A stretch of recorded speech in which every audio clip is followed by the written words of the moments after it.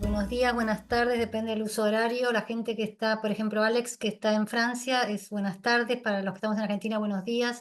Hay gente de muchos lados, así que bueno, de acuerdo al uso horario, buenos días, buenas tardes, buenas noches. Estamos muy contentos en hoy participar en el tercer encuentro del ciclo, coordinado por Yamila Sevilla.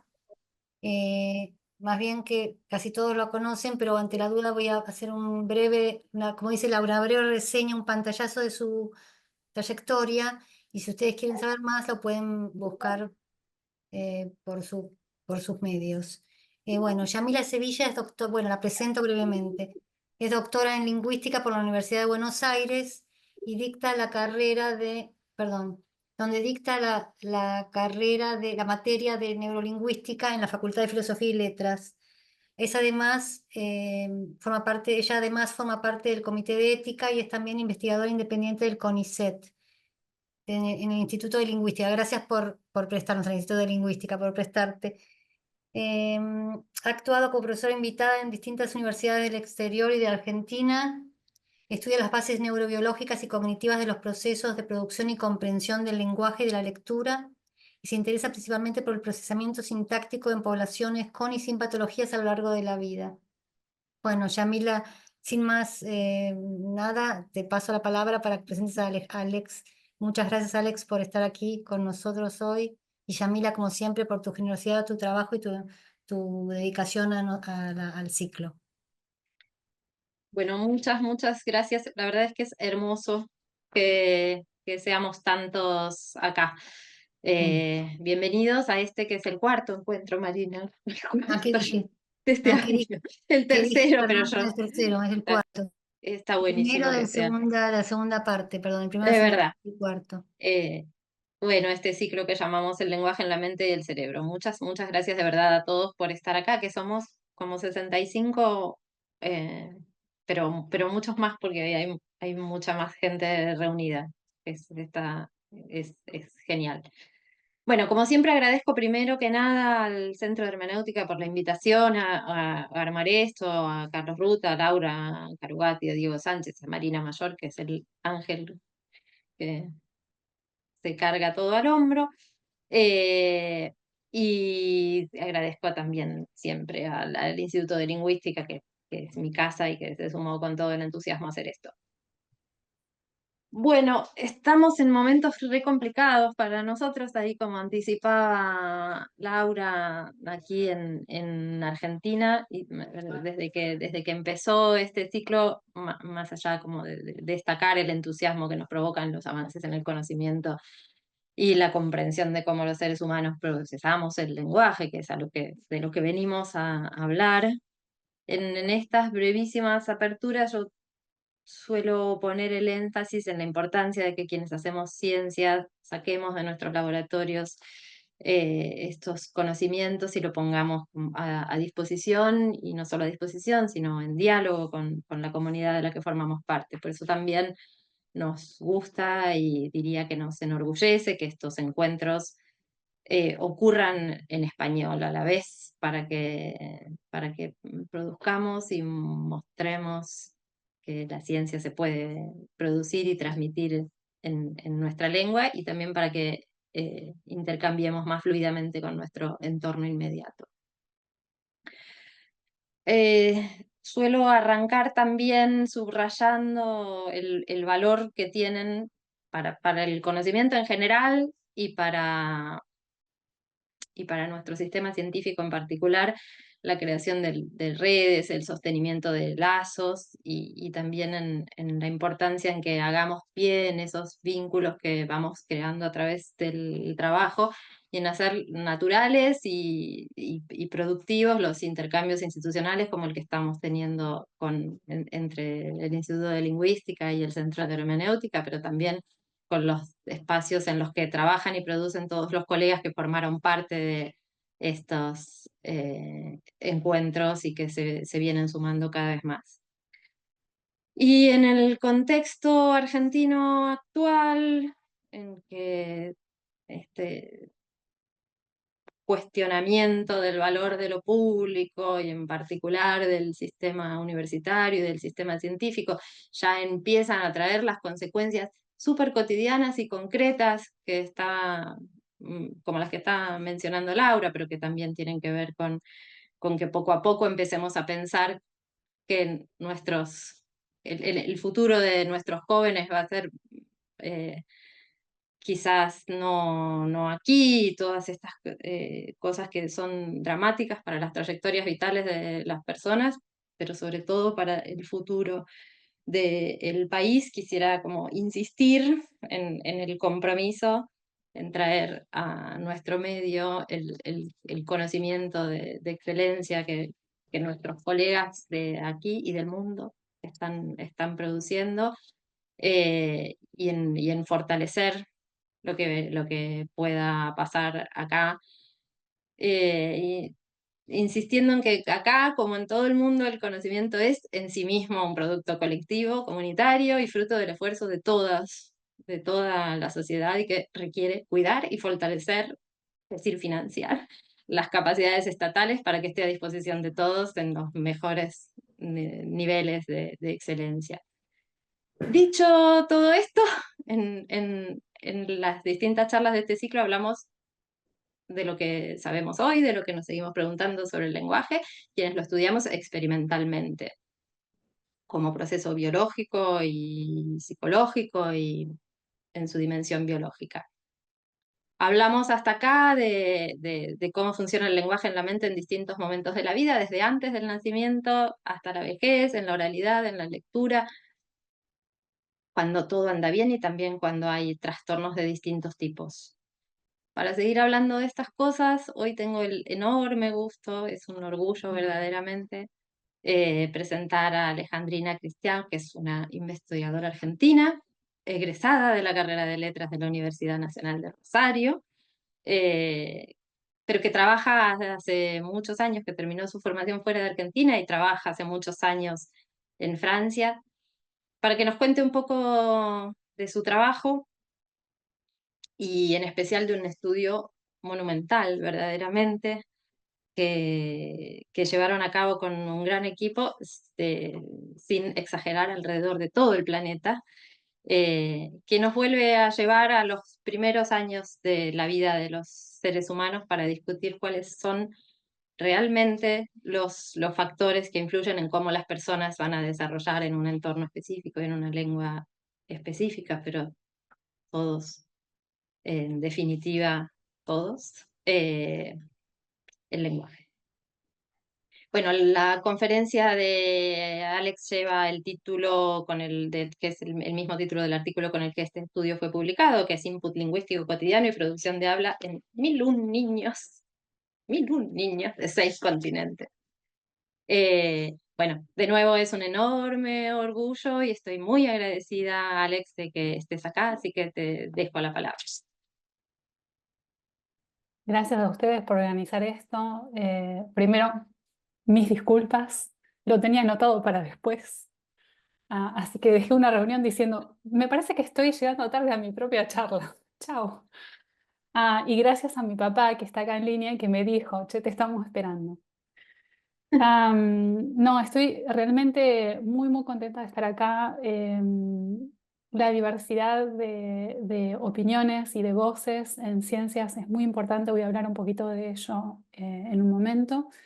Y estoy muy impresionada por esto que están haciendo, por el hecho de que están creando este espacio para intercambiar. Veo la presencia de Ana Carmiolo, así que sé que hay gente no solo de Argentina, de otros lados también. Realmente la creación de este tipo de espacio es crucial para generar lazos entre científicos. Así que muchas gracias por permitirme ser parte de esto. Bueno, así que con esto arrancamos. Es cierto que el título es de este artículo. El artículo está en la mitad, digamos, de lo que les voy a contar. Les voy a contar un poquito de por qué hicimos ese artículo y después les voy a contar lo que hicimos desde que empezamos con ese proyecto, que fue en 2017-18. Por empezar, algunas preguntas que nos podemos hacer acerca de adquisición temprana del lenguaje. En realidad hay muchísimas cosas que pueden ser interesantes, que nos pueden llevar a estudiar el lenguaje en los primeros años de vida. Nos podemos preguntar qué es lo que lleva a los chicos que están creciendo en Argentina a aprender el español y no el chino. O sea, qué aporta el habla que los chicos escuchan. Nos podemos preguntar por qué hay diferencias entre niños individuales, grupales, cómo se relaciona con las experiencias que tuvieron. Nos podemos preguntar cuáles son los hitos que podemos esperar, los distintos tipos de eventos que podemos esperar cuando los chicos se desarrollan normalmente. Y también nos podemos preguntar por qué a veces algunos chicos o algunos grupos de chicos parecen desarrollarse con otro ritmo. Estas cuestiones muchas veces cuando uno las ve desde el punto de vista de las ciencias cognitivas nos hacen pensar en términos de mecanismos. ¿Cuáles son los mecanismos, habilidades o procesos que son subyacentes a estos procesos de desarrollo? Y muchas veces queremos tener esta comprensión mecanística porque la queremos usar. Por ejemplo, podemos tener preguntas teóricas, lo podemos usar para establecer teorías y preguntarnos acerca de diferencias entre lo que es innato y lo que es adquirido.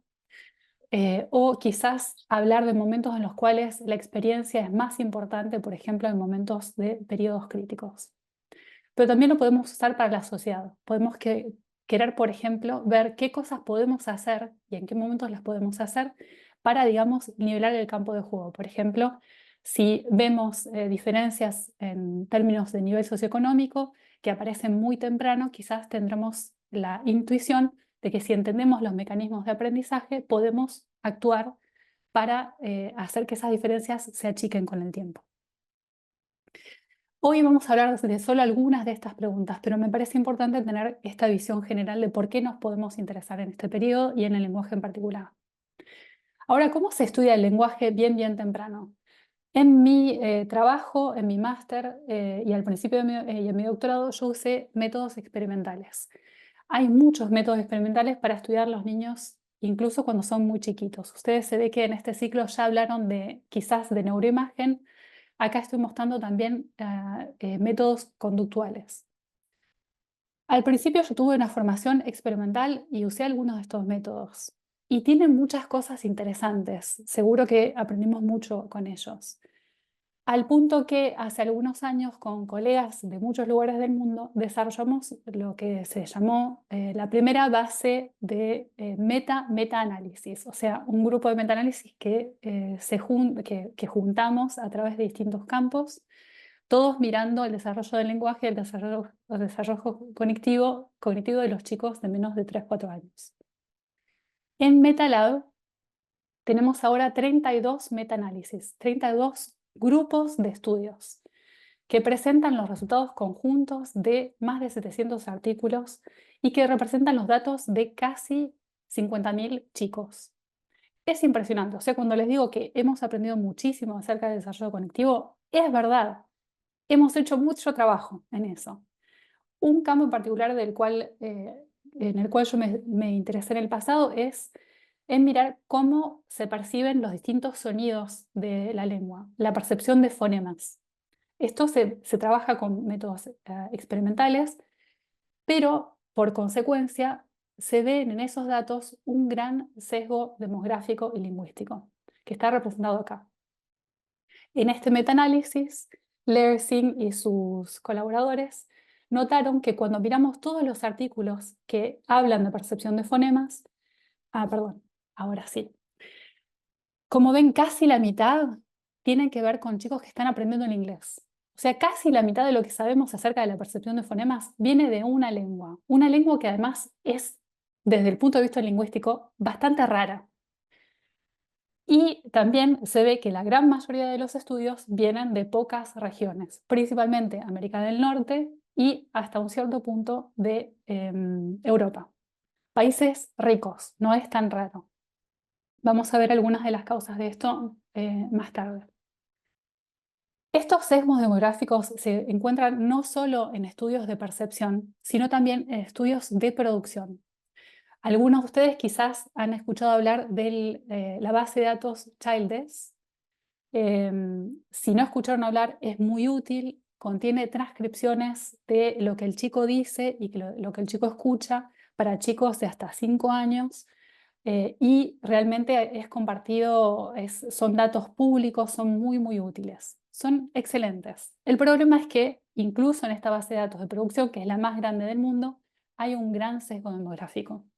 En estudios que hicimos con Camila Scaff y con otras colegas, encontramos que cuando comparamos los estudios que son presentes en esta base de datos Childress con los países del mundo, el tipo de país que está representado en Childress, por lo general, es país en el cual la educación es más prevalente, donde la mayor parte de la población es urbana, donde en general el país mismo es más rico y en promedio las familias son más pequeñas.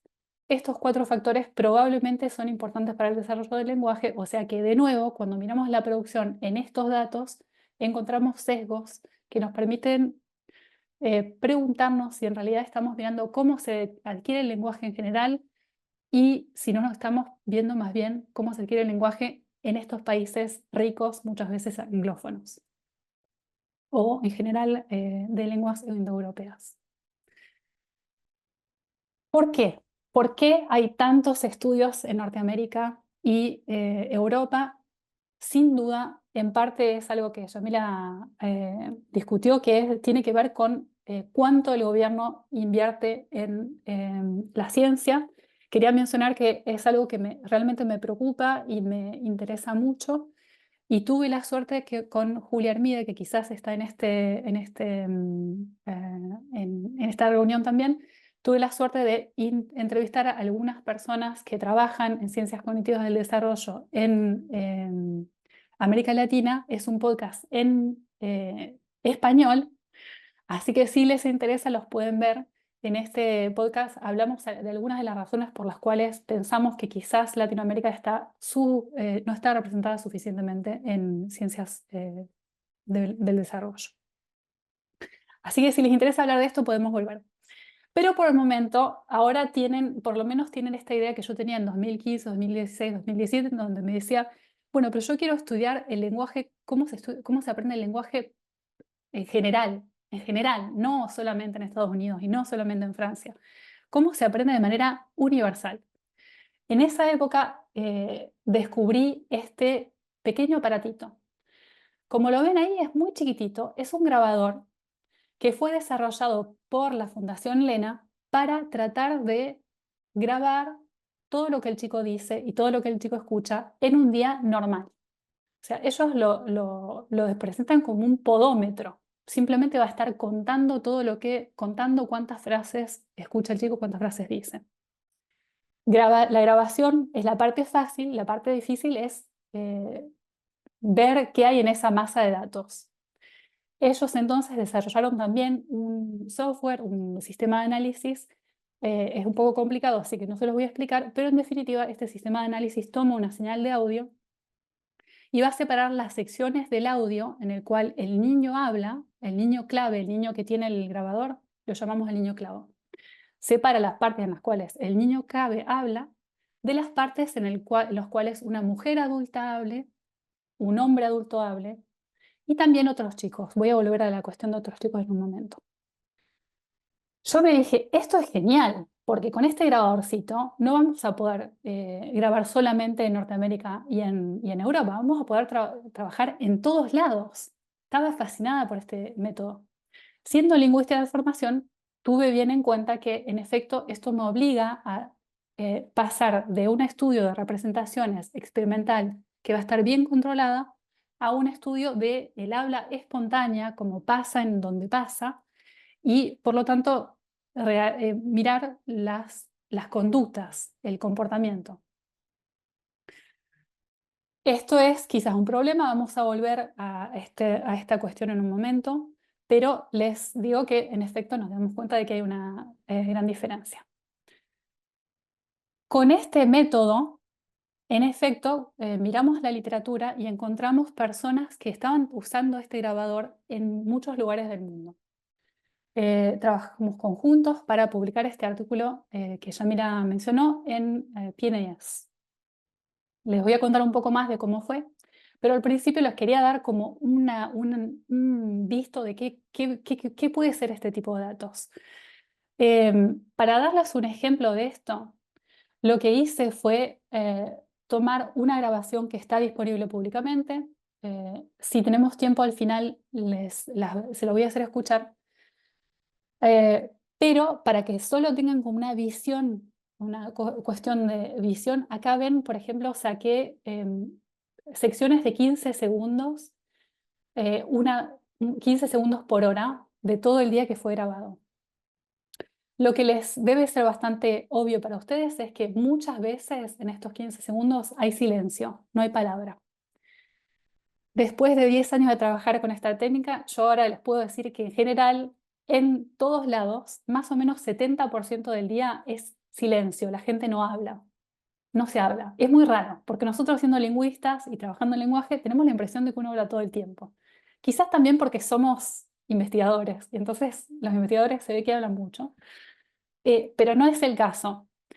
Incluso cuando nos concentramos en secciones en las cuales sacamos el silencio, se lo escucha al niño clave pocas veces. O sea que no es algo súper prevalente el ambiente oral. Se lo escucha en este caso la madre y el padre, y esta niña tenía un hermanito, una hermanita, a la que se le escucha un poquito, pero no hablando la nena. Eso es más o menos, si tenemos tiempo les hago escuchar un ejemplo, pero es lo que se ve en este tipo de datos, tiene muchas ventajas. Por ejemplo, es fácil de recolectar, se puede reutilizar los datos de muchas maneras, son cosas que me interesan, pero también reconozco que tiene algunas limitaciones importantes. La primera es que nos inundamos de datos, y la segunda es que puede contener información privada, lo cual tiene consecuencias éticas y legales. Si les interesa, también les puedo contar de nuestro trabajo en eso. Ahora, gracias a usar exactamente el mismo equipo en todos estos lugares, nos pudimos poner de acuerdo para tratar de ver cuáles son los factores que predicen este uso espontáneo del habla en el día normal del niño. Este estudio fue único para nosotros porque no podíamos creer que teníamos casi 50.000 horas de audio. Es una cosa increíble. En el proceso de revisión, uno de los revisores nos dijo, ¿pero no lo podrían transcribir? Bueno, dejemos de lado que algunas de estas lenguas tienen muy poca gente que las hable, como el chimane, o yeliné, que está hablado solo en una isla, así que tendremos que ir allá para traducirlo, para transcribirlo, pero incluso si encontráramos gente que tiene ganas de transcribirlo, nos llevaría demasiado tiempo. Estimamos más o menos 500 años trabajando tiempo completo. Así que no lo transcribimos. ¿Qué hicimos? Usamos esta técnica automática de la cual hablé. En pocas palabras, lo que hicimos para tratar de encontrar algunos de estos factores que predicen el uso del habla espontáneo fue codificar la demografía, y en particular usamos la educación materna como un signo, un proxy del nivel socioeconómico. Miramos también si los niños tenían algunos factores de riesgo de desarrollo atípico del habla. Esto fue basado en estudios sistemáticos que realizaron nuestras coautoras. Y luego hicimos ¿Sí? ¿Hay una pregunta? No. Ok.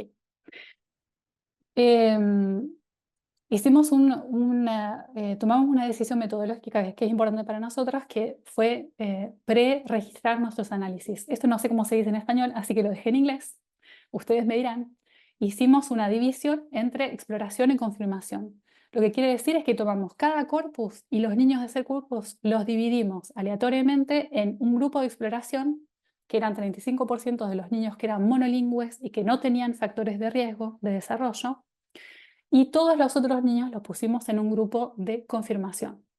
Esto nos permitió usar el 35% de datos para decidir todos los aspectos de los métodos. Por ejemplo, decidimos que la variable dependiente principal iba a ser el número de vocalizaciones infantiles por hora, y que entre las variables independientes íbamos a mirar el número de vocalizaciones de adultos por hora. Teníamos un montón de otras maneras de poder diseñar los modelos, así que esto nos permitió asegurarnos que no estábamos simplemente eligiendo el modelo que nos daba los resultados que nos gustaban. Si tienen preguntas, les cuento más de esto. Ustedes se pueden decir, pero Alex, acá estás mirando, no sé, comportamiento, ¿cuánto habla la gente? ¿Qué puede tener eso de importante y de interesante? Buena pregunta. Por suerte, hubo otra gente que ya miró si el número de vocalizaciones infantiles en un día tiene alguna validez convergente con respecto de otras pruebas que nosotros pensamos tienen que ver con el desarrollo del lenguaje. En efecto, hay un metaanálisis que muestra que hay una correlación entre esta medida y medidas estandarizadas de desarrollo lingüístico de los chicos, y otra que muestra que en general hay una asociación entre la cantidad de habla y la calidad de habla medida con número de palabras distintos, diversidad léxica y el largo promedio de los enunciados, que es una medida de complejidad de sintaxis, etc.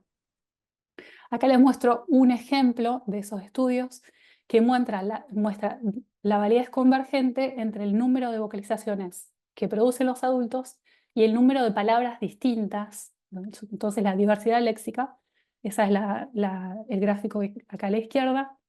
Esta es la validez convergente en términos de número de vocalizaciones de adultos, y esta muestra la validez convergente entre el número de vocalizaciones de los niños y el vocabulario productivo, acá medido con el MacArthur-Bates CDI. Podemos volver a esto, me imagino que es algo en lo cual ustedes se preocupan. En términos de modelos, fue un modelo mixto. También puedo contestar preguntas acerca de la forma en particular, pero como dije, fue un modelo preregistrado. Por lo general, acá como dije, vamos a mirar a respuestas a estas dos preguntas, cómo impactan diferencias individuales en términos del input lingüístico que tienen los chicos y por qué puede haber diferencias individuales o grupales en el cronograma de desarrollo del lenguaje. Vamos uno por uno. ¿Qué quiere decir este gráfico? En este gráfico ven que en el eje de X tenemos la edad en meses, que va aquí entre 0 meses y más o menos 4 años. En el eje de Y ven nuestra medida dependiente principal, que es el número de vocalizaciones infantiles. Acá lo llamamos CBC. Cada uno de estos puntos que ven aquí fue un día por un niño. Algunos niños fueron grabados solo una vez, otros niños fueron grabados varias veces. El modelo tomaba cuenta de esto. Separamos en estos dos los niños por los cuales no tenemos ningún factor de riesgo, deberían estar desarrollándose de manera normativa, típica, y los niños que tienen algún factor de riesgo, son prematuros, no escuchan bien y otros factores de los cuales podemos hablar. Como ven, en general los niños producen una mayor cantidad de vocalizaciones cuando más grandes son. Esta es lo más obvio. Más grandes son los chicos, más vocalizan. También encontramos una diferencia en términos de normatividad. Los chicos que están en riesgo, en promedio vocalizan menos, y este cambio con la edad es menos pronunciado. Esta curva es más chatita que esta curva. El otro factor que fue importante es el número de vocalizaciones en los adultos. Aquí ven los mismos puntos que ven abajo, excepto que esta vez los estamos organizando en 3 paneles. Cada uno de estos paneles representa un chico en función de cuánto hablaban los adultos en la misma grabación. Acá arriba tenemos todos los chicos por los cuales los adultos hablaban en el tercio superior, en términos de cantidad de vocalizaciones. Y acá abajo ven el tercil inferior. En el medio están los del medio. En términos de tamaño de los efectos estandarizados, encontramos que el efecto de edad es enorme, 0.65 desviaciones estándares. El efecto de normatividad es más o menos 0.2, un tercio del efecto de edad. La interacción es también considerable. El efecto de, perdón, esto es un error, es ABC. ABC, o sea, la predicción de la vocalización de los adultos es más o menos el mismo tamaño que el factor de riesgo. Lo cual es interesante. A mí me sorprendió muchísimo que hubiera una correlación tan marcada con cuánto hablan los adultos en la misma grabación. También miramos otros factores que resultaron no predecir variación en el uso espontáneo de habla en los chicos. Por ejemplo, diferencias de género y diferencias de nivel socioeconómico en función de la educación materna.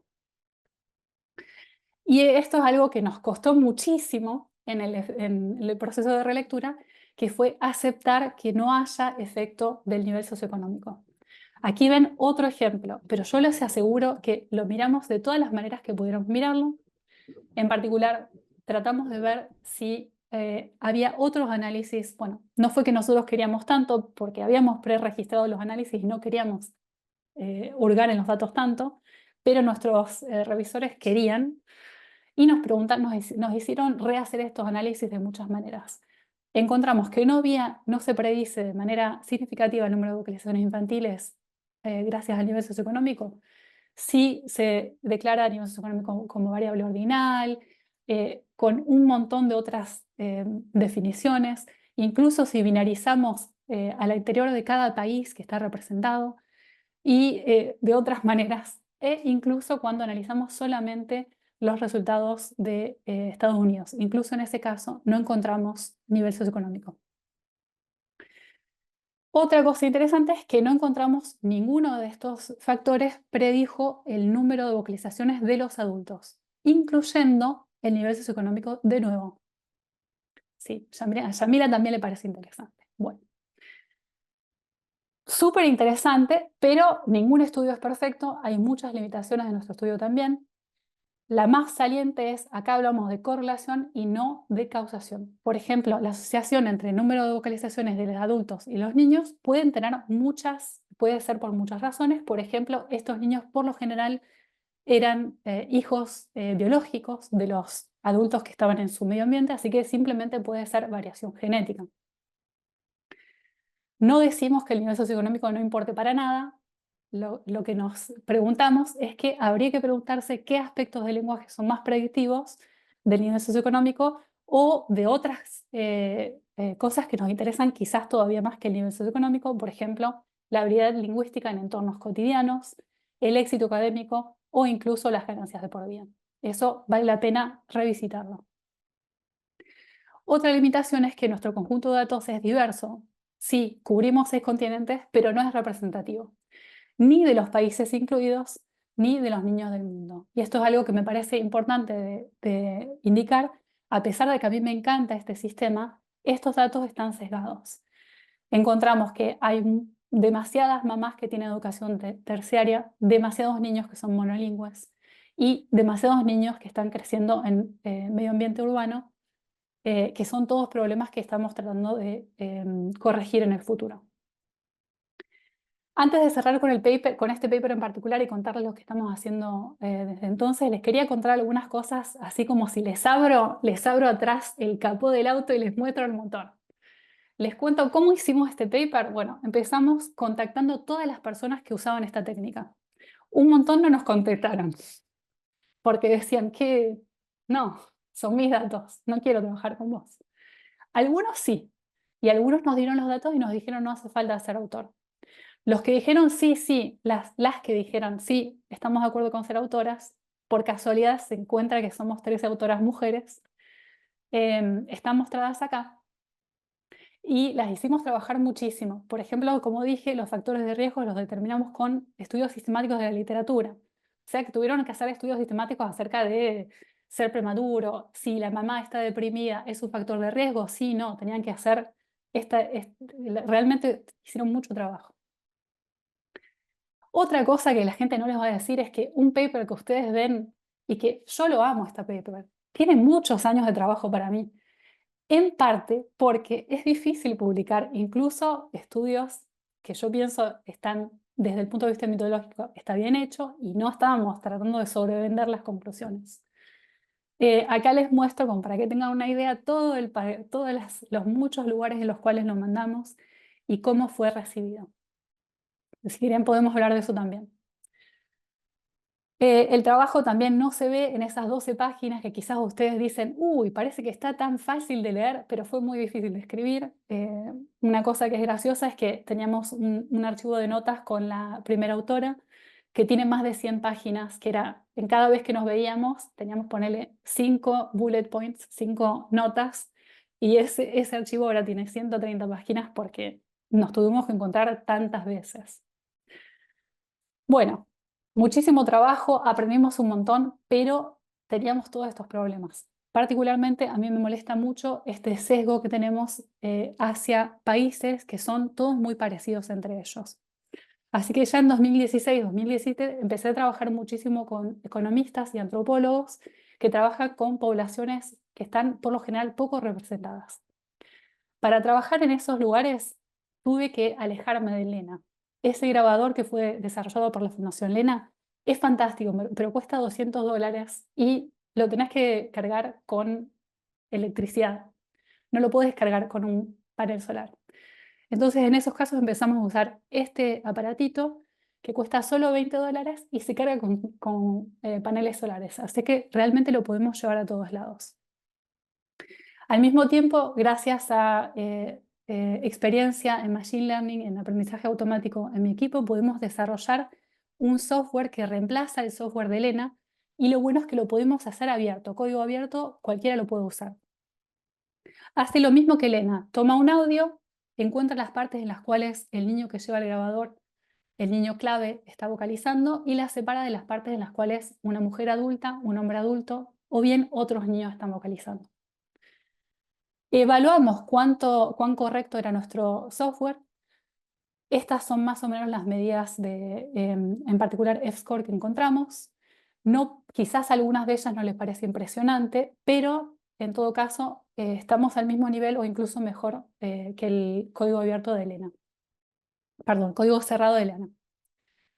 Otra cosa que nos molestaba era el hecho de que estamos simplemente contando vocalizaciones del chico, así que tenemos mucho trabajo que hicimos desde entonces para tratar de ir un poco más a la calidad de la palabra. La primera medida que desarrollamos es una medida de desarrollo vocal, en particular cómo los chicos empiezan a producir consonantes. ¿Cómo lo hacemos? Bueno, primero identificamos todas las vocalizaciones infantiles usando el mismo método que vimos antes. Después las vocalizaciones infantiles las tomamos, quizás son 1 segundo o 2 segundos, y las vamos a cortar en clips de audio de solo 500 milisegundos. ¿Por qué? Porque ahora las vamos a poner en un sitio de ciencia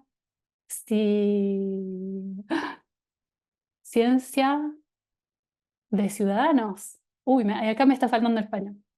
Ciencia ciudadana, creo que eso se llama así.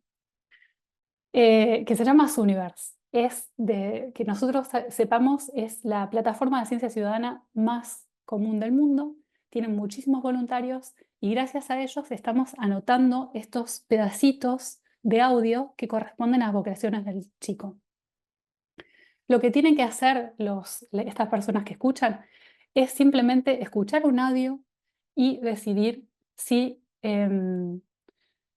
la persona que está hablando es un niño y si lo que está diciendo contiene una transición clara entre consonante y vocal, vocal-consonante, o sea, por ejemplo, sí, no. Con esa anotación muy simple, un juicio muy simple que alguien con muy poca formación lo puede hacer, podemos calcular algo que nosotros llamamos canonical proportion, proporción canónica. ¿Qué proporción de los clips que son realmente de la vocalización del chico son canónicos, tienen esta transición clara consonante vocal o vocal consonante versus comparado con el total de las vocalizaciones que eran de la palabra? Fíjense que gracias a esto no llegamos a los 1000 chicos que teníamos antes, porque esos eran datos que fueron compartidos, que el audio no se compartió, solo se compartieron el resultado automático.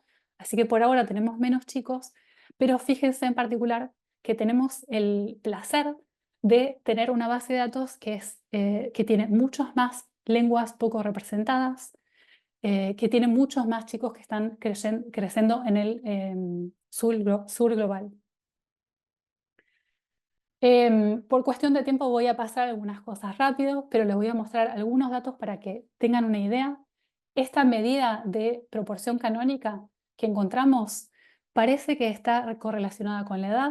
Se ven que en general los chicos tienen proporciones más altas cuando llegan más o menos a los 5 años de edad y mucho más bajas cuando están en menos de 1 año de edad. O sea, encontramos una diferencia en función de la edad. Y encontramos por ahora una diferencia que es probablemente relacionada con la tipología lingüística de la lengua, porque los chicos que están aprendiendo un idioma en el cual las sílabas son simples, solo se permiten CB, que en esta base de datos son todas lenguas que se hablan en lugares rurales, tienen una proporción canónica más alta que los chicos que están aprendiendo lenguas en las cuales las sílabas son más complejas.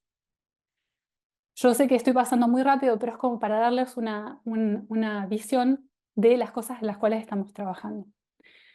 En particular, si ustedes están trabajando con chicos monolingües o no monolingües, en los cuales ustedes piensan que sería interesante trabajar en el desarrollo lingüístico temprano, como mostré acá, entre 0 y 5 años, pónganse en contacto con nosotros.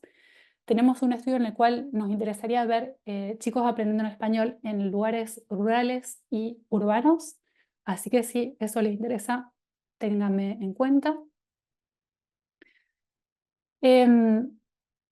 Pero un otro problema que tuvimos es, como dijimos, una limitación del estudio anterior, es el hecho de que se apoya en datos que son simplemente de correlación. Y sabemos muy bien que la correlación no implica causalidad. Por ejemplo, puede haber que puede ser que sea simplemente dado a factores de confusión como el hecho de que se comparten genes. Para estar seguros de que hay una relación causal, lo que estamos haciendo es trabajando con economistas que hacen estudios randomizados, en particular para tratar de cambiar el comportamiento de los padres o el comportamiento de la familia y que se hable más al chico.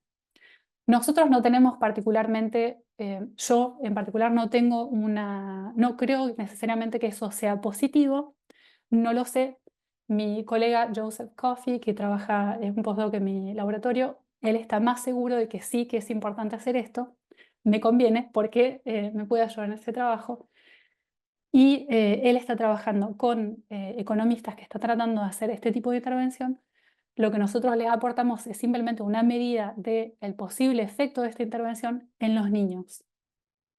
Y lo que nosotros podemos recuperar de eso es una base de datos en los cuales podemos establecer posiblemente una relación causal. Si los padres hablan más a los chicos, queremos saber si en efecto, en función de la cantidad de inputs creciente, se encuentra que el desarrollo avanza más rápido. Para esto también tenemos algunas subvenciones, o sea que si ustedes trabajan en este tipo de intervención, avísenos que también les podemos ayudar para que junten datos. Así que, en resumen, hoy les hablé de un paper en particular y algunos resultados más nuevos. Algunas de las preguntas que establecí al principio tenemos algunos datos en cuanto a eso, pero queda muchísimo para estudiar. Todo este trabajo, como dijo Yamila, la ciencia es colaborativa.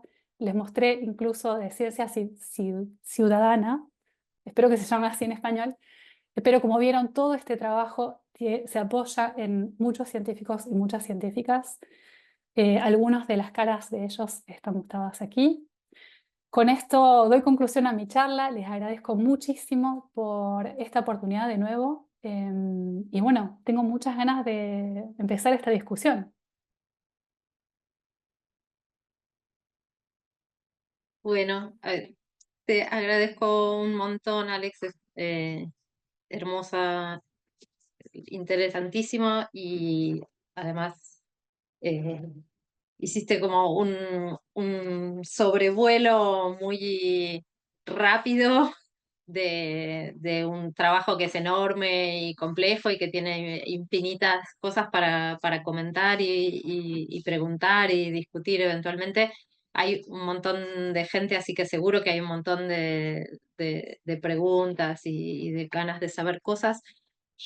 Empiezo yo solamente para abrir el juego y arranco preguntándote una cosa que no sé si dijiste, pero se me escapó, pero que me interesa porque soy lingüista y tengo ese sesgo, eh, que es,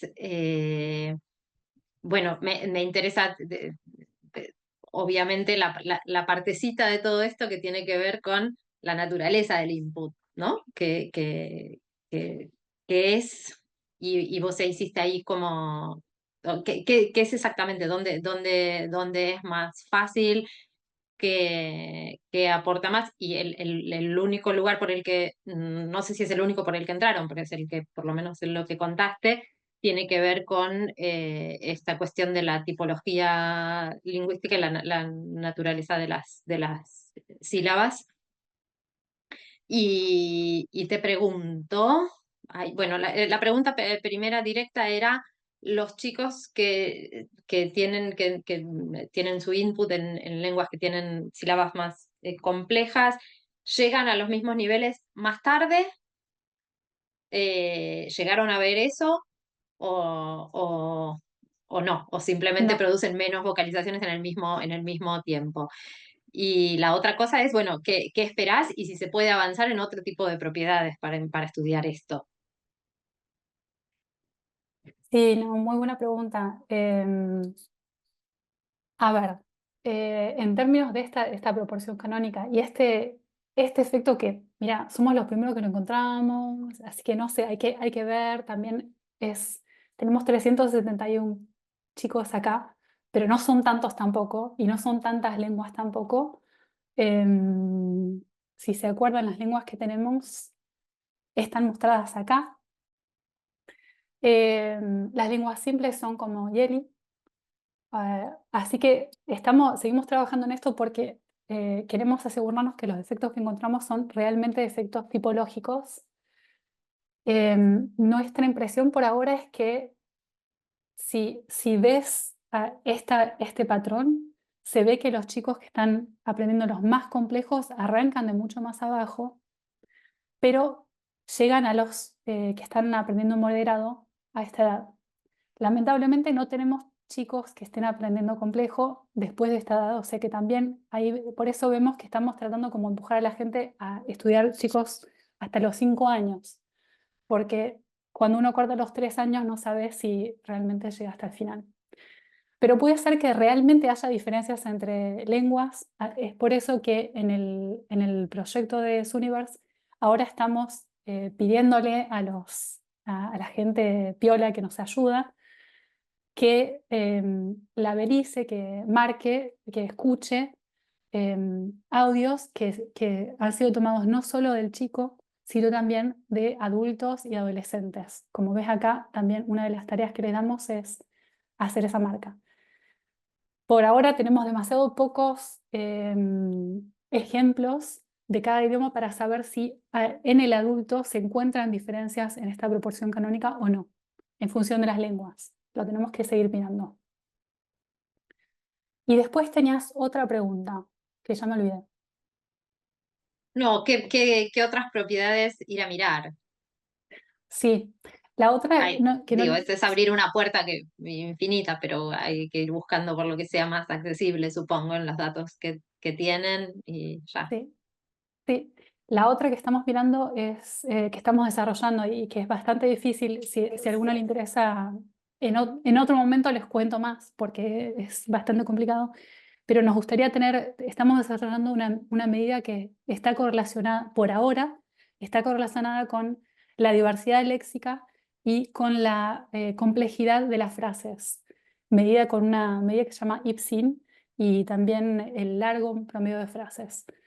Em, Está basada en la entropía, si hay alguna ahí que hace informática, está basada en la entropía, digamos, en la probabilidad de la secuencia. Y bueno, funciona en 10 de 12 lenguas que probamos. Después les puedo contar en detalle, pero esa es lo otro que queremos hacer, porque esto está bueno, pero es solamente la fonología y es muy probable que el impacto de la experiencia del input lingüístico sea diferente en función de la propiedad lingüística que miramos, que sea Claro, distinta en fonología, léxico, sintaxis, etc. claro, genial, hermoso. Bueno, abrimos entonces a las preguntas Sí, y ahí ya Julia se anotó, pero desmuteate sí. Y hay y tres, sí, y larga. hay tres en el chat también. Empiecen por el chat.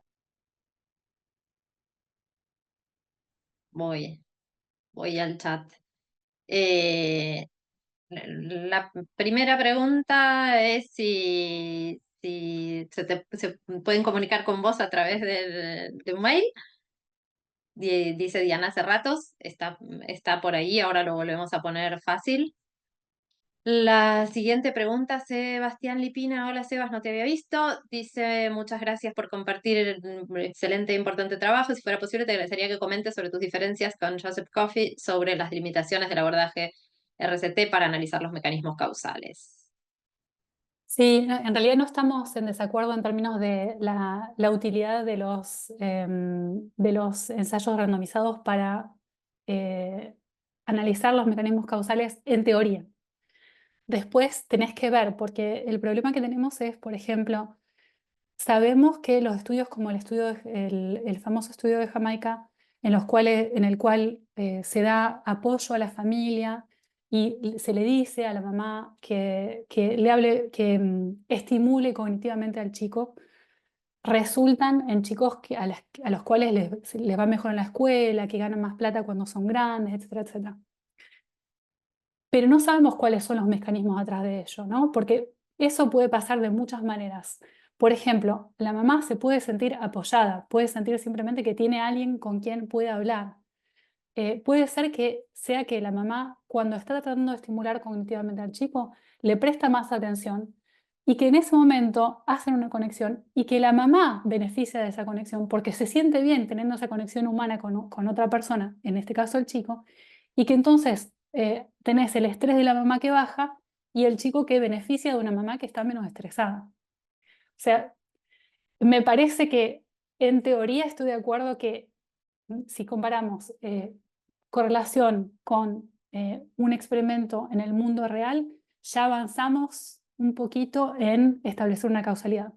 Pero creo que la realidad también es compleja y que entonces tendríamos que tener bien en cuenta para medir estos posibles caminos alternativos por los cuales, por ejemplo, las intervenciones que tratan de de aumentar la estimulación cognitiva de los chicos, terminan teniendo resultados positivos. Otra cosa importante es que Joe está más convencido de la literatura. Él está convencido de que es positivo hablarle más a los chicos. Yo no estoy convencida porque en mis estudios he encontrado muchas veces diferencias entre culturas en términos de cuánto se le habla a los chicos que son enormes. No es diferencia de 10% o 10%, es diferencias de 6 veces, 10 veces. En algunos análisis 100 veces. Así que no sé, no sé. Seguiremos charlando y lo bueno es que tiene un postdoc conmigo durante 2 años, así que tenemos 1 año y medio todavía para discutirlo. Muchas gracias. Con gusto. Ya me quedó de Guadalupe arriba del comentario de Sebastián. Quedó uno de Guadalupe todavía. Ah, ok, un comentario que no leí, que era un comentario, y después viene una pregunta de Guadalupe también, que dice, hola, lo de los sesgos afecta lamentablemente a muchos campos en los que se estudian personas, que me hace acordar algo que se planteó en un libro hace poco, donde se hablaba de la Weird People, Western Educated, Industrialized, Rich and Democratic, y cómo tantas investigaciones se hacen sobre Weird People, que además, a nivel global, es una minoría no representativa. Ese era el comentario. Julia, te voy a saltear porque así hago la pregunta de Guadalupe y después volvemos. Dice, gracias por la extraordinaria charla. Tengo una pregunta. ¿Pudieron ver si la composición y tamaño de la familia afecta no solo de los adultos, sino, por ejemplo, la presencia de hermanos mayores que puedan también ir influyéndolos en la adquisición del lenguaje? Me encanta esa pregunta. Eso es un motor principal para nosotros. Hace más o menos 2 años que estamos trabajando en aumentar em, la performance de nuestro clasificador para poder detectar las partes del audio en las cuales otros chicos hablan, porque para nosotros esa pregunta es absolutamente crucial. Y por ahora todo lo que te puedo decir es que está claro que en muchas culturas en las cuales se practica, mi español científico es limitado, el alloparenting, la cuida de chicos dividida entre muchas gentes, en particular cuando se delega el cuidado de los bebés por otros niños, ahí se encuentra un montón de palabras de otros chicos. Hasta casi 75% del input lingüístico va a venir de otros chicos y solo 25% de adultos. Así que claramente es importante. Y tenemos, si le interesa a Guadalupe, si le interesa más, escríbame y le mando lo que sabemos por ahora, pero realmente es algo en lo cual hay que trabajar más.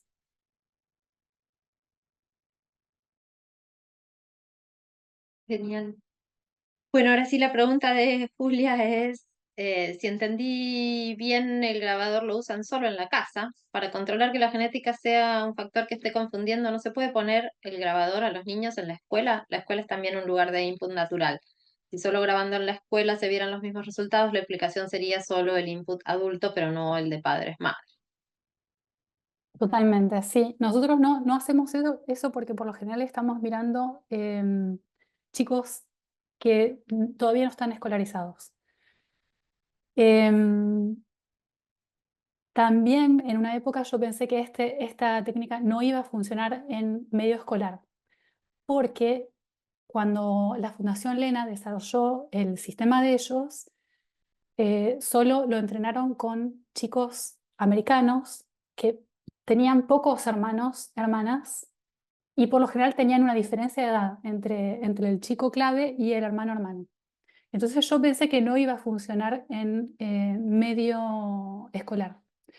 Pero tenemos un colega, después te paso el nombre si querés, quien tomó el grabador Lena, pero usa nuestro software y él lo usa en escuela. Así que no sé qué encontró, pero lo bueno es que lo está empezando a usar, así que quizás sabremos. Ay, perdón que cuele una pregunta yo. ¿No tienen separados a los chicos o contado, controlado el asunto de si están o no están escolarizados? Porque uno esperaría mucho volumen mucha diferencia en el volumen de habla percibido, independientemente de que sea lo que ocurre en la casa con los adultos, ¿no? Sí, depende. La gran mayoría, te diré que la gran mayoría de los chicos en el estudio de 1001 eran chicos que estaban principalmente en la casa. Hay solo un corpus en el cual la mitad de los chicos están en daycare, pero es muy raro en nuestra base de datos. De nuevo, o sea, volvemos a la cuestión que decía de los sesgos, de la no perfecta representatividad de esta muestra. Claro.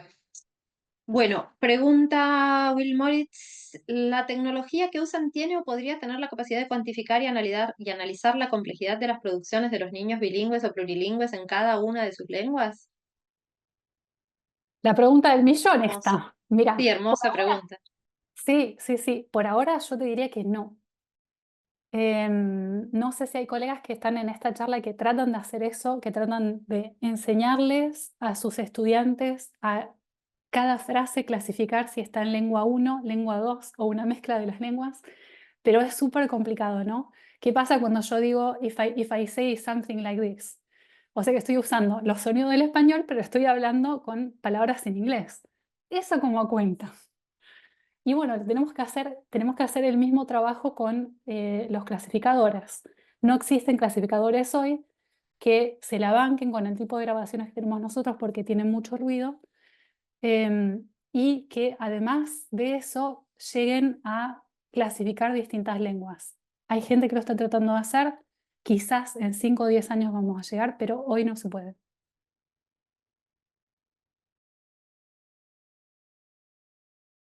Bueno, y una pregunta más, dice Ana Carmiol, muchas gracias por la presentación. ¿Cuál sería tu hipótesis sobre la relación entre nivel socioeconómico y calidad del input? ¿Se podría esperar lo mismo que encontraste sobre la relación entre nivel socioeconómico y cantidad del input?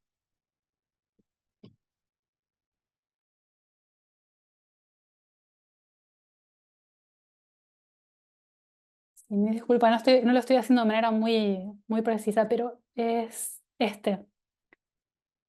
Mirá, es increíble. Había mucha gente que estaba muy sorprendida, pero no encontramos una relación lineal entre la cantidad de vocalizaciones de los adultos en las grabaciones y el nivel socioeconómico medido con la educación de las mamás. Estos niveles acá muestra menos de, o sea, secundario no completo, secundario completo, universitario no completo, universitario completo y máster o más arriba. Yo creo que está bastante claro acá que no hay una relación positiva, o sea, no se ven más vocalizaciones de adultos para las muestras en las cuales las mamás tenían mucha más educación que las madres que tenían poca educación. Es más, esto parece muy alto, como se ve acá. Primero pensamos que tenía que ver con el hecho de que estamos mirando muchas culturas distintas. Y que entonces, por ejemplo, fíjense que hay un montón de datos acá, porque tenemos un montón de datos de mamás que no completaron secundario, porque tenemos, por ejemplo, una base de datos, un corpus que viene de Senegal, en el cual las mamás estaban participando en un ensayo randomizado, porque es una cultura en la cual no, por lo general no se le habla al chico mucho, pero es una cultura muy comunitaria, o sea que el adulto no está en la casa solo, el adulto está con otra gente y el bebé está con el adulto y entonces está con un montón de gente, con un montón de adultos. Y entonces quizás por eso se encuentran muchas vocalizaciones de adultos aquí. Pero este resultado nulo también lo encontramos cuando miramos solo nivel socioeconómico en los datos americanos. Así que llegamos a la conclusión de que, al menos sobre la base de estos datos, parecería que no hay relación entre la cantidad de habla que está medida, cantidad total de habla medida, en función del nivel socioeconómico, incluso en los datos americanos. Lo que puede ser es que haya como haya dos efectos que se contrarrestan. Podemos imaginar que quizás las mamás menos educadas les hablan menos a los niños, pero hay más adultos en la casa. Y entonces la cantidad de palabras de habla que los chicos escuchan, que no está dirigida a ellos, aumenta cuando el nivel socioeconómico es bajo, pero la cantidad de palabras dirigida a ellos disminuye. Puede ser, no lo podemos separar porque acá tenemos el habla total que escuchan los chicos, no tenemos el habla separada en función de si le hablan al chico o si le hablan a otra persona.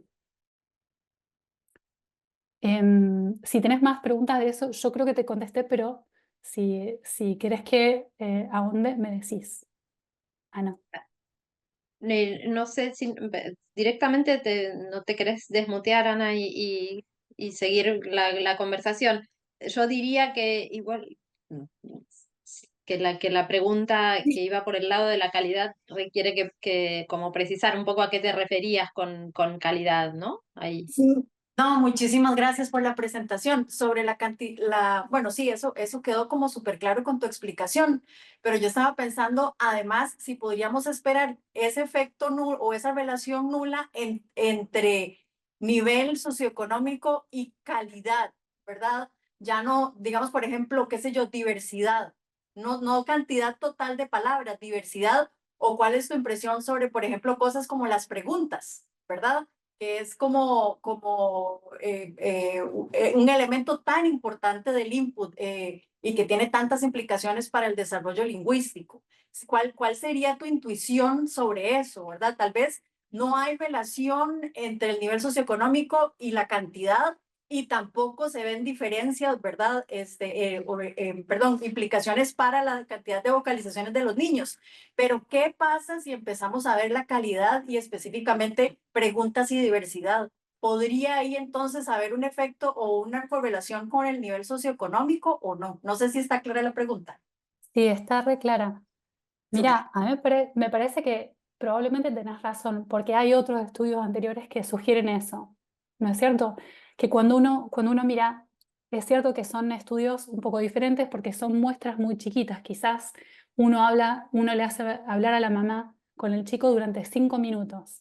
Y en esos 5 minutos se ven diferencias muy fuertes, muy importantes en términos de, por ejemplo, el número de palabras distintos que usa la mamá y el número de preguntas que la mamá le da al chico. Eso sí se encontró. La preocupación que yo siempre tengo con esos estudios que son casi de elicitación es hasta qué punto esas diferencias que vemos no reflejan también las expectativas de la mamá que está en esa situación en la cual la están mirando. Lo que me encantaría es que en algún momento la literatura,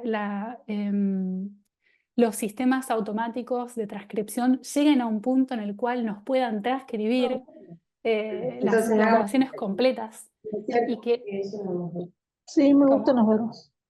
Bueno, entonces esa, que los verbos son complicados, la podemos hacer para lengua española. Lo hacemos con verbos. Bien. Y tomamos rasgos de contacto. Entonces, Me No, parece no que sé de dónde viene eso. hay alguien, no, hay alguien que viene, no sé, Laura, si podés mutear a alguien que está desmuteado, no es fácil, ¿no? Porque es mirar. que creo que es Cristina.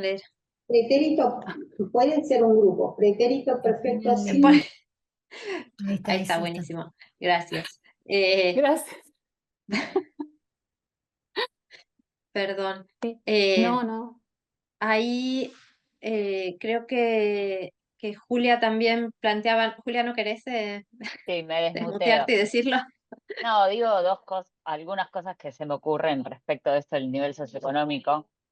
Lo primero es que, ojo que acá todas las madres tienen de secundario completo para arriba. Cuando, digamos, tal vez si uno fuera más abajo en nivel educativo vería diferencias. ¿No, Alex? O no, o había primario incompleto. No, había primario incompleto. Acá no lo separamos Ah, y tenés razón que esto es importante. En ese caso es importante los análisis suplementarios en los cuales declaramos años de educación sin agruparlos. bien. Pero como estábamos hablando con Ana, en realidad hay un montón de estudios sobre nivel socioeconómico y las diferencias se encuentran, incluso hubo una discusión que pasó hace un par de años en los cuales encontraban unas diferencias enormes entre las madres que tienen doctorado y todas las otras madres. Era como que Ah, era lineal y de golpe si tenés un doctorado es enorme. Eh, ¿En pero cantidad bueno. de habla? Y en número de palabras distintos también. No, claro, porque ahí yo entiendo, pero no sé, digo, no conozco el detalle de la bibliografía, pero no sé por qué esperaríamos que las madres más educadas o a un nivel socioeconómico más alto le hablaran más a sus bebés. La verdad es que no tengo no tendría esa predicción siempre que sean madres que están en la casa con los bebés, y por supuesto, independientemente eh, de que nada, si no están o están trabajando es otra cosa. Sí de la De la diversidad calidad.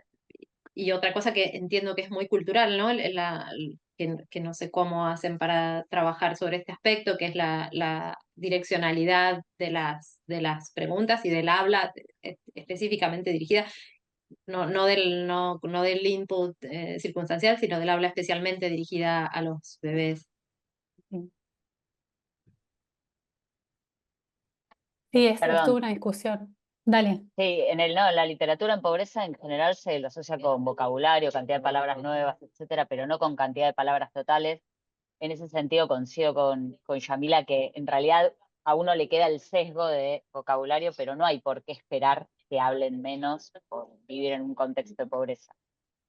Tal vez una pregunta, si tenés la ocupación de los padres, sería interesante ver si, digamos, uno podría decir, bueno, en algunas culturas o por el tipo de trabajo que vos tenés cuando ya es un adulto, tal vez es más adaptativo hablar mucho o no hablar tanto, y eso tal vez podría ser algo que lo explique más allá del nivel socioeconómico. Es decir, si por el tipo de empleos que suelen tener esas familias o dedicación o lo que hacen en la adultez, no sé, si trabajan en un call center uno esperaría un alto input, pero si trabajas haciendo limpieza doméstica no lo esperarías, o una cosa por el estilo.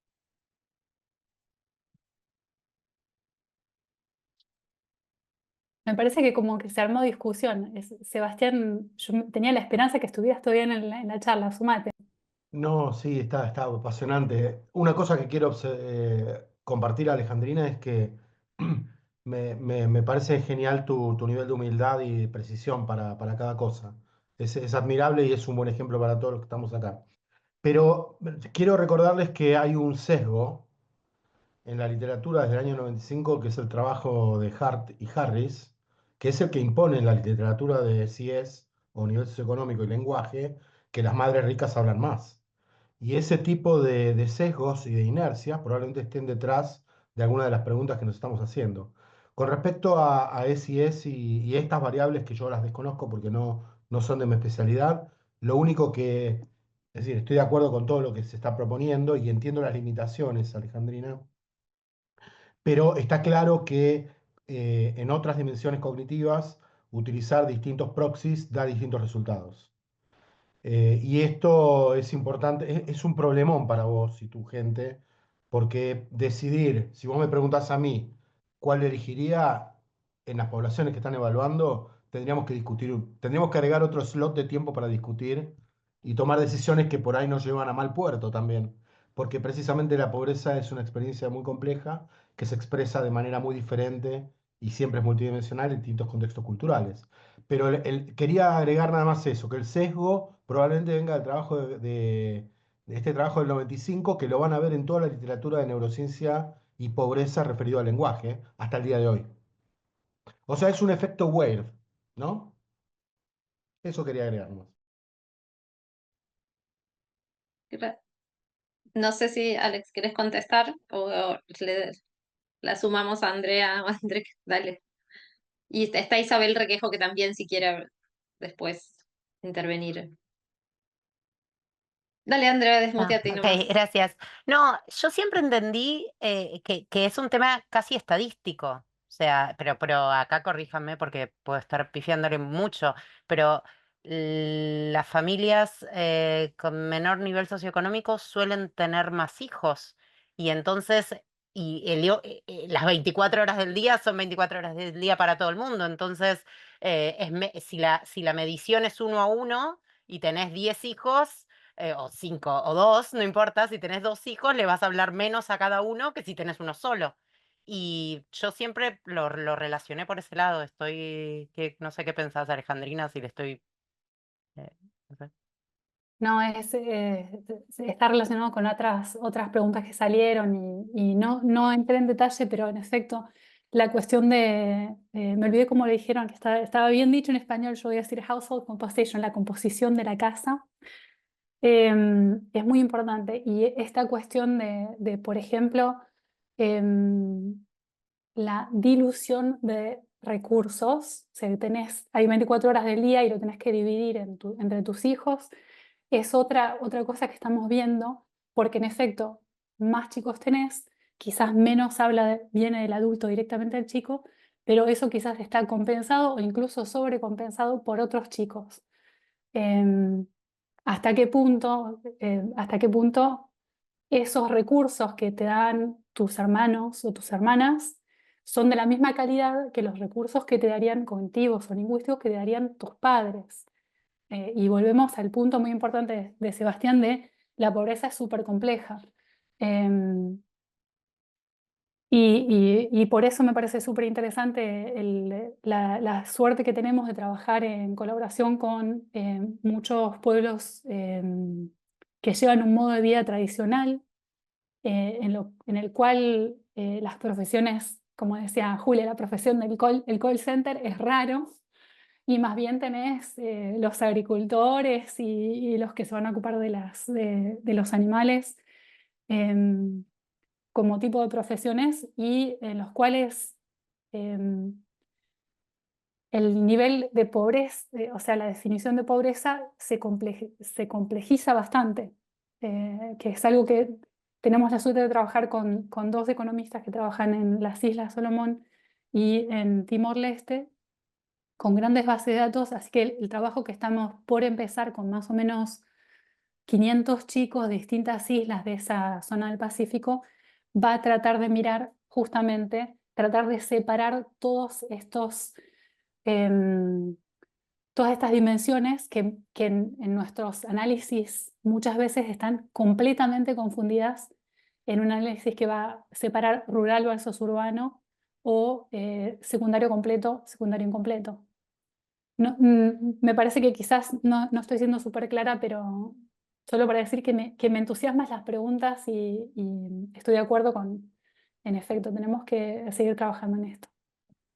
Ahí Isabel Requejo, que no sé si está y quiere desmutearse y comentarlo ella misma, pero trae otra cuestión de la composición de la casa, que es la de las familias trigeneracionales, que es ahí donde están los abuelos en la casa, y lo que ella dice es que no. ¿Estás por ahí? Sí, listo, adelante, decilo. Bueno, encantada. Gracias por este encuentro, al que he accedido, digamos, porque me lo ha contado mi querida amiga Estela Taboada. Yo he trabajado muchos años de mi vida y sigo trabajando con la génesis y el desarrollo del lenguaje en la infancia, particularmente en zonas rurales y suburbanas de la provincia de Tucumán. Y lo que he constatado es que eso que nosotros llamamos cantidad de habla o cantidad léxica, digamos, no siempre equivale a calidad, ¿no? de habla o calidad léxica. Muchas veces hay infancias que meramente reproducen el léxico aprendido y particularmente, aunque parezca mentira, en sectores socioeconómicos altos, ¿no? Hay como una infantilización del habla adulta que digamos que el niño adopta como si fuese su propia oralidad, cosa que no es verdad. Por otro lado, he visto que en familias trigeneracionales, como pasa acá en el Valle de Tafí, que es muy común que conviva la abuela, la madre y los nietos, esa trigeneracionalidad es como un sostén muy importante para el desarrollo no solo léxico, sino para el desarrollo del pensamiento infantil. Y he visto y sigo viendo, a pesar de que el Valle de Tafí ha cambiado muchísimo, eso que se llama ruralidad, han cambiado las formas de trabajo, las formas de organización social, tienen acceso a las redes, tienen acceso a Internet, a la escolarización primaria y secundaria. Sigue siendo frecuente que los niños desde muy temprana edad desarrollen madurez sintáctica que yo no la veo siempre en zonas urbanas. Estructuras narrativas, estructuras lingüísticas, porque acompañan a los abuelos, por ejemplo, a las ceremonias religiosas, que acá son muy importantes, o acompañan a los abuelos y a las madres a otro tipo de reuniones que en la ciudad no le está permitida a la infancia. Por ejemplo, acá la muerte es vista como algo cotidiano, ¿no? La muerte de un ternero, pero también la muerte del tío o la muerte del abuelo. La explicación que se le da a la infancia sobre acontecimientos de la vida cotidiana, yo les diría que es bastante más realista que la que nosotros a veces en las zonas urbanas, incluso yo misma le doy a mis nietos. Entonces, no puedo generalizar esto, ¿no es verdad? Pero es una evidencia recurrente. Y eso es lo que tenía para decir. Y por supuesto que hoy he aprendido muchísimo, cosas que desconocía por completo. Y creo que no solo habría que medir o tratar de comprender lo fonológico, sino lo fonológico articulado con, bueno, lo léxico, lo sintáctico, lo semántico y lo contextual.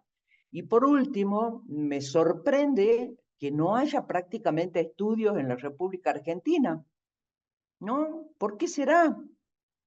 ¿Será porque no estábamos enterados?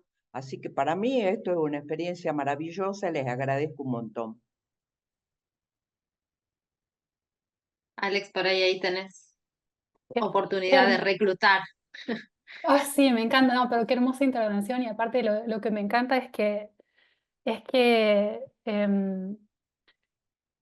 nos hace pensar también en la importancia de entender los mecanismos con una visión rica, porque muchas veces es como que cuando hacemos zoom y podemos mirar a 1000 chicos de 6 continentes, también quiere decir que cada chico es muy chiquitito y que no estamos prestando Claro. atención a mecanismos que son evidentes cuando uno lo piensa más de una manera contextualizada.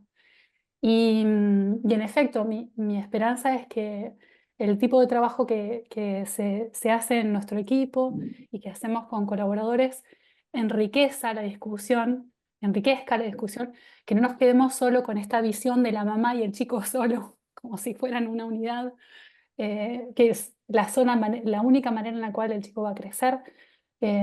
Así que muchísimas gracias por esa intervención, me pareció muy importante. Bueno, genial. No sé si tenés unos minutos más, Alex. Hay algunas preguntas más. Estefanía dice si se tuvo en cuenta cuánto acceso a los dispositivos digitales tienen, piensan más que nada en YouTube con videos para chicos y chicas, si se tuvo influencia en el input. Sí, lo que te puedo decir es que la Fundación Lena, cuando desarrolló el algoritmo, ellos tienen una categoría para la tele, la radio y el habla que está grabada. Entonces, en teoría, ellos separan todo eso. Y eso no cuenta para la habla cotidiana, solo es la palabra espontánea que va a ser contada en ese algoritmo. Em, Así que les puedo decir que nosotros no miramos esos datos. Lo otro que me olvidé de decir que era importante, si algunos de ustedes tienen interés en acceder a la base de datos y contestar preguntas como esa, por ejemplo, en lugar de mirar la cantidad de palabras, la cantidad de vocalizaciones del adulto, mirar la distribución de la frecuencia de esa categoría de tele, radio, etc. Los datos están disponibles, tenemos un procedimiento para acceso a los datos, así que me pueden mandar un email también y los engancho con eso. Días. Yo preguntaba más que nada pensando en los niños que me rodean, en mi familia básicamente, porque suelen tener este acceso casi cotidiano por distintas cuestiones familiares que se entienden y que la crianza es compleja, pero que en el contacto con esos videos que en un principio son siempre más dedicados a niños y niñas, pienso en La Granja de Zenón, que es casi un clásico acá en Argentina, pero que después empiezan a conectarse con otros videos donde hablan en otros idiomas, con otros dialectos, con otros registros, y que adquieren o empiezan a utilizar esos registros cotidianamente cuando no los escuchan directamente de un padre o una madre. más que nada por eso preguntabas si lo tuvieron en cuenta, porque capaz que cambia el input según cuánto acceso en el día tengan esos niños. Sí, totalmente, es una muy buena pregunta. Una cosa importante es que nosotros recolectamos, o sea, nos contactamos con personas que tenían este tipo de datos entre 2017 y 2018. Los datos todos precedían ese momento. Tenemos una tabla en el paper, en uno de los tantos suplementos en línea, que muestra las fechas en las cuales los datos fueron recopilados. Es todo, creo que, o sea, la mayoría entre 2008 y 2014. Así que me parece que la prevalencia de YouTube en particular quizás no va a ser tanta, pero la verdad que sí, valdría la pena, si es algo que les interese, valdría la pena, por ejemplo, como decía, pedir acceso a los datos y ver, en este caso, los datos audio, y ver si se pueden hacer análisis sobre eso. Pero nosotros no miramos eso. Muchas gracias. Ahí, perdón, Andrea, tenía una pregunta más que me la salté en la secuencia de preguntas. Si querés, André, por favor, te desmuteas y la haces para que...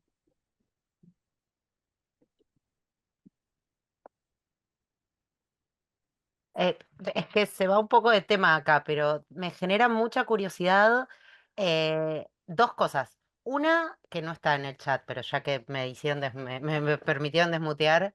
em, una es saber si tenés hijos o sobrinos o niños cerca y si este tipo de estudios o si el sesgo que has ido ganando en este tiempo te afecta o te afectó de algún modo conscientemente en tu manera de interactuar con ellos. Y la otra es saber si no entendí mal, el dispositivo que ustedes generaron le compite de algún modo, es libre y le compite a Lena. Y no tengo idea quiénes son los que hacen Lena ni nada, pero me pregunto si no hay algún, no sé, si tuviste alguna reacción de ellos, algún comentario, algo divertido que nos puedas contar, podemos dejar de grabar un ratito.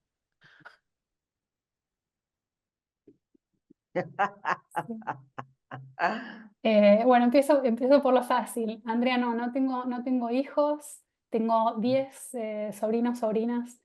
Tengo la suerte en ese momento de que uno de mis sobrinos está en París con su mamá. Tiene menos de un año, así que vino con la mamá. Pero por lo general los tengo lejos. Vos sabés que Lena, nosotros también teníamos bastante miedo porque además la Fundación Lena, cuando empezó a desarrollar esto, depositó toda suerte de licencias. O sea que en Estados Unidos, en Europa, en China, es como que trataron de marcar el territorio y hacer casi imposible que otras personas desarrollen cosas como las que ellos desarrollaron. Así que nosotros teníamos mucho miedo. Pero resulta que entre tanto, em, se dieron cuenta de que lo que ellos estaban haciendo no era un mercado, que no iban a poder hacer plata. A pesar de ser una fundación, me parece que ellos tenían un interés comercial y se dieron cuenta de que no había plata y sobre todo que no había plata en investigación.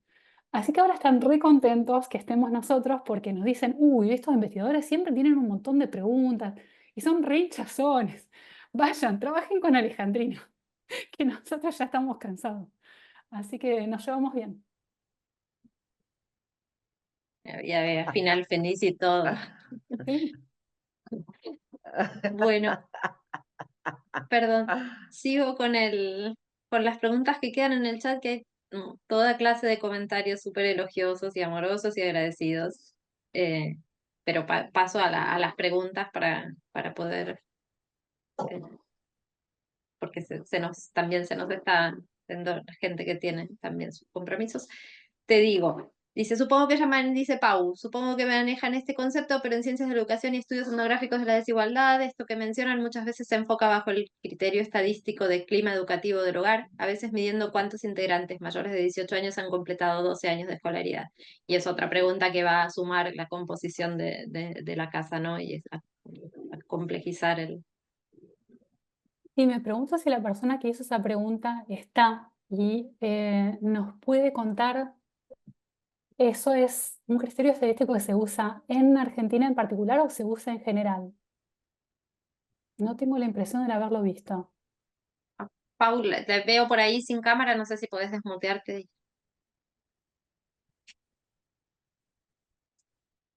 Mm. ¿O alguna otra persona que sepa? No he entendido la pregunta. Hablan del criterio estadístico de clima educativo del hogar para incorporar al análisis cuántas integrantes mayores de 18 años completaron los 12 años de escolaridad, es decir, otra vez Ah, Claro, es incluyendo como en el análisis a los otros integrantes de la casa, ¿no? No, no lo sé, creo que ujú. quizás se pueda continuar por mail la conversación. Y no sé si tenemos más preguntas. Dice Wendy Sabido, ¿se ha analizado la forma en la que influye la estructura de lenguas germánicas versus romances en relación con la improvisación o generación de léxico de mayor o menor libertad o corrección ortográfica? Pienso que eso puede influir en la confianza para tomar la palabra. una súper pregunta y volvemos a esta cuestión de que, bueno, este estudio, por lindo que sea, es superficial, ¿no? Que realmente hay que entrar un poco en los detalles de las lenguas, las distintas medidas de complejidad léxica, sintáctica, etcétera. Y como dijo Isabel, también ir un poco más lejos y pensar un poco, por ejemplo, la estructura más general de lo que se habla. Así que sí, no puedo contestar eso. Si alguno en la audiencia sabe, me gustaría aprenderlo también, pero no, yo no lo sé.